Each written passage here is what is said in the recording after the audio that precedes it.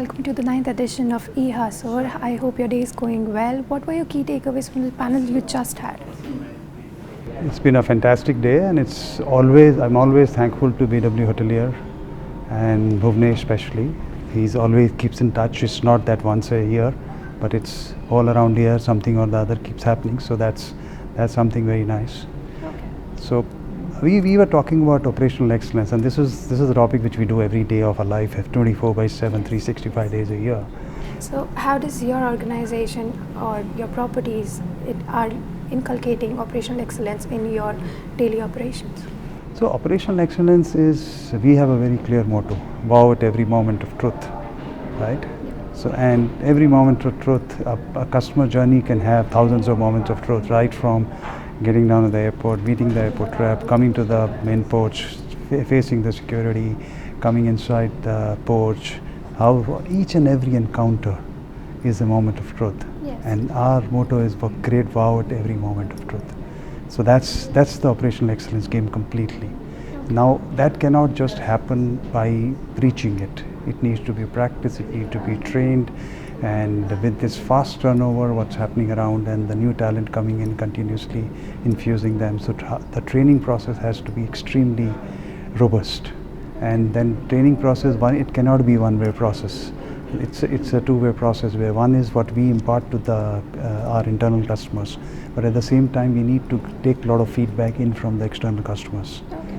So external customers, they give feedback to us various different manners: verbal, on the electronic guest comment cards, on the social media sites, on the booking sites, or emails. So there is a plethora of the way we collect feedback, and now that feedback needs to come into one common platform and then gets filtered down to the last level with the analysis that we call something called sentiment analysis.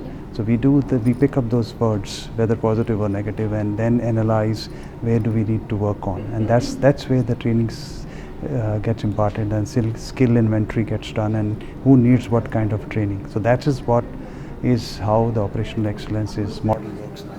Yes, okay. Hospitality industry needs a lot of in-person interactions with the staff. So how do you see the talent scenario happening in the hospitality? Because certain people have quoted certain challenges while it comes to talent in hospitality industry. What is your stance on it? Talent it's a major issue at this point of time. It's not easy to find talent, because one is that exit from the industry is very at fast pace. Input, that is inroads into the industry through catering colleges and all that, it's a very slow. Reasons that you can cite? So more greener pastures, more opportunities available. The world is expanding, so all that is happening, and we are not selling well enough as an industry. So that's what we're just having a chat just now. So what do we really need to do? We need to do inspiring stories. We need to inspire the youngsters to do that. So, and not only hotel management institutes, but we need to widen our horizon. So that's what we are doing at this point of time. Like at ITC hotels, we looking at going to, earlier we used to go to 50-60 colleges in the catering colleges. We are covering more than 400 colleges now, the graduate colleges, undergraduate colleges.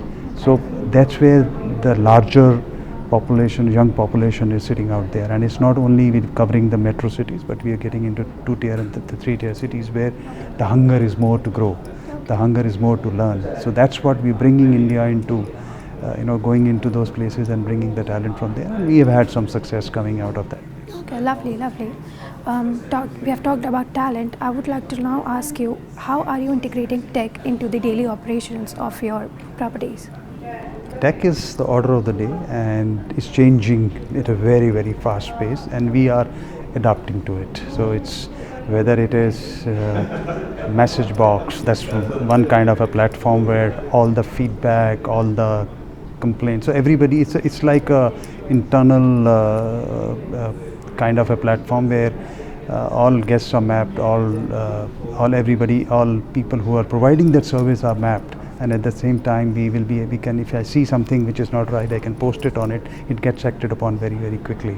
We can even look at the history of that room, history of that guest. So, and it's getting integrated to a CRM, the CRM platform we work on. So there is a lot of tech initiative in terms of the operational excellence, and all our feedback comes through aggregator into one single app, so that I don't have to keep looking at different areas. So everything gets collected. I can even respond to it from the same app. So that's another thing. Plus tech is also there in terms of check-in, check-out, in terms of guest history management. So the moment I look at somebody and the moment his name is there, so I know what his likes, dislikes are, what happened during his last stay, where he stayed, what he likes. So all those customization, personalization can be done very, very easily with that. All right, one last question to you. Yesterday, BW Travel got launched, the travel magazine that BW is looking up to.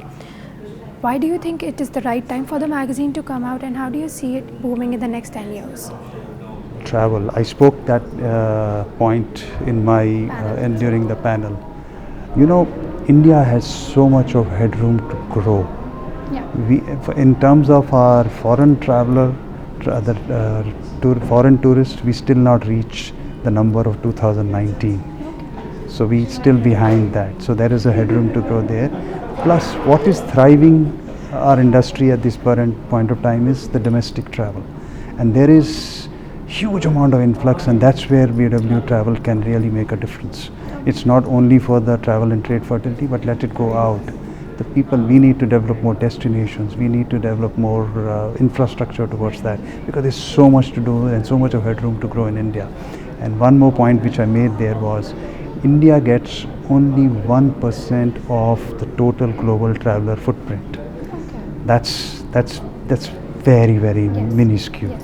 So to counter that, and even if you have to make 1% to 2%, look what will that do to our economy and to this industry. So we need to work towards that, and I think government with the Incredible India format, they're doing a lot of work. Everybody's doing a lot of work, the road infrastructure, the tourism infrastructure, but we need to do more, and there's lots to do, and a lot of headroom to go. Thank you so much for your time. Thank It was you. lovely talking. Thank you.